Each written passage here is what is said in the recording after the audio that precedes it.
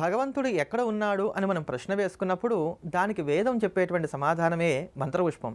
భగవంతుని ఎలా చేరుకోవాలి, ఆయన యొక్క స్వరూపం ఎలా ఉంటుంది, ఆయన ఏ ప్రకారంగా భావన చేసినట్లయితే మనకి ఆయన అభివ్యక్తమవుతాడు, ఇటువంటి వాటన్నిటి కూడా సమాధానాలు తెలియజేసేటువంటి అద్భుతమైనటువంటి స్తోత్రమే ఈ యొక్క మంత్రపుష్పం. ఇందులో ఉండేటువంటి ప్రతి రుక్కు కూడా పరమాత్మ గురించి మనకి తెలియజేసేటువంటిది.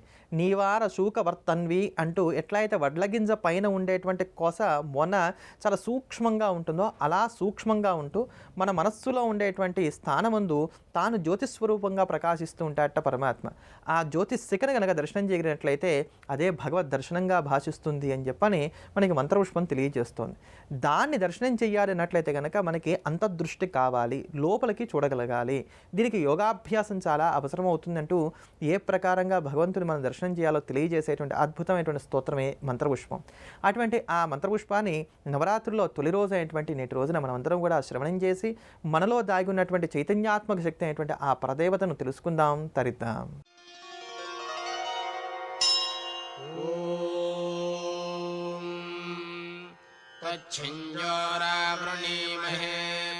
గాతుం యజ్ఞాయ గాతుం యజ్ఞపతయే దైవీ స్వస్తిరస్తు నః స్వస్తిర్మానుషేభ్యః ఊర్ధ్వం జిగాతు భేషజం శన్నో అస్తు ద్విపదే శంచతుష్పదే.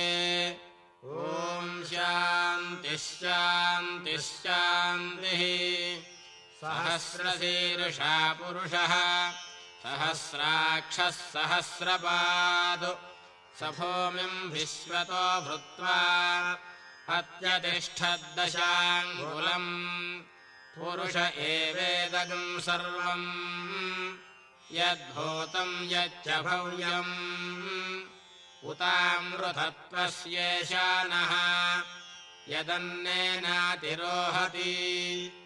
ఏతావానస్య మహిమా అతో జ్యాయాగుశ్చ పూరుషః. పాదోస్య విశ్వభూతాని త్రిపాదస్యామృతం దివి. త్రిపాదోర్ధ్వపురైఃపురుషः పాదోస్యేహ భవాత్ పునః. తతో విశ్వం వ్యక్రామతో శాసనానశనే అభి. తస్మాద్ విరాడజాయత విరాజో అధిపూరుషः. స జాతో అత్యరిచ్యత పశ్చాద్భూమిమథో పురః. యత్పురుషేణ హవిషా దేవా యజ్ఞమతన్వత. వసంతో అస్యాసీదాజ్యం గ్రీష్మయుగ్మః శరద్ధవిః. సప్తాస్యాసన్ పరిధయః త్రిస్సప్త సమిధః కృతాః. దేవాయజ్ఞం తన్వానాః అబధ్నన్ పురుషం వశం. అమ్మా, అలాంటి వాళ్ళది నిజమైన ప్రేమ కాదు, అది వ్యామోహం. ఎగ్జాక్ట్లీ చిన్నత్త. నిజంగా ప్రేమించుకున్న వాళ్ళు అలా చేయరు.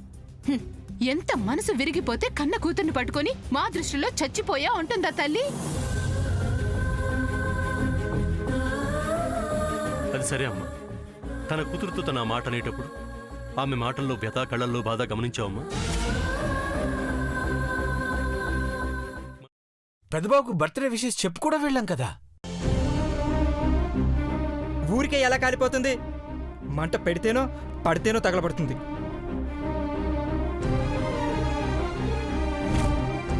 కరెక్ట్ చిన్నబాబు, నీకొచ్చినట్టే నాకు డౌట్ వచ్చింది. పార్వతే షర్టును తగలబెట్టిందనుకుంటా.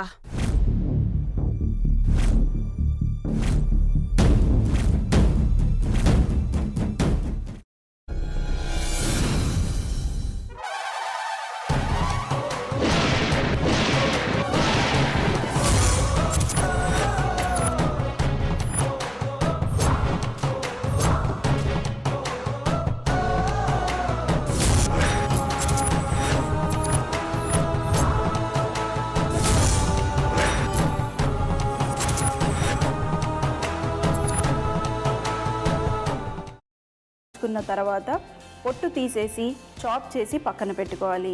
ఒక ప్యాన్లో కొద్దిగా నూనె వేడి చేసి అందులో ఆవాలు, మినప్పప్పు, శనగపప్పు, కరివేపాకు, సన్నగా తరిగి పెట్టుకున్న ఉల్లిపాయలు వేసుకుని 1 నిమిషం పాటు వేయించుకోవాలి. ఆ తర్వాత కాల్చి కట్ చేసి పెట్టుకున్న వంకాయని కూడా అందులో వేసుకుని బాగా మిక్స్ చేసి బౌల్లోకి ట్రాన్స్ఫర్ చేసుకుని అందులో తగినంత చిక్కటి పెరుగు లేదా పల్చటి పెరుగు వేసుకుని మిక్స్ చేసి అన్నంతో కానివ్వండి, చపాతీతో కానివ్వండి సర్వ్ చేసినా చాలా బాగుంటుంది.